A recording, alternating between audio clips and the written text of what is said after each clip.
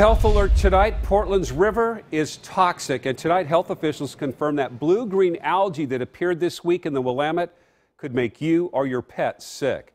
And the warning to stay out of the water now extends from the Ross Island all the way to Sauvie Island. The pictures tell the story. Bright blue-green algae floating in the Willamette River, and tonight we know it's toxic and dangerous. Well, we're concerned about it because the particular type of blue-green algae can cause a toxin. And so if people get into contact with it, or dogs get into contact with it, that's potentially harmful. People, pets, ordered not to come in contact with the river water. And the timing couldn't be worse for Charlie Warner.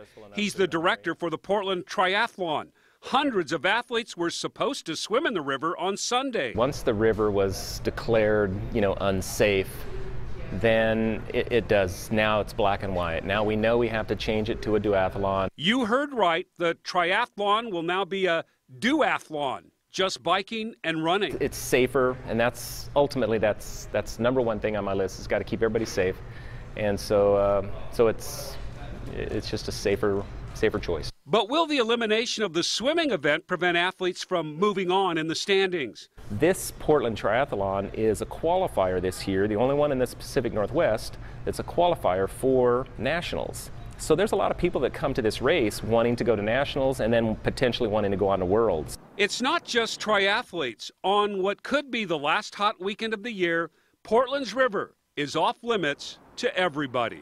This is a bump in the road. We had a lot of sun this summer.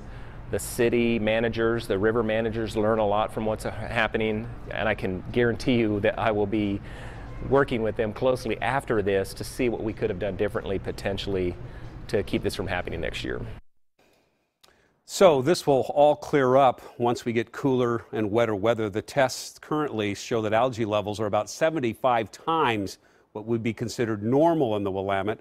Late summer is the peak time for algae bloom advisories. We checked. 6 have been issued in Oregon so far this season. The record is 22.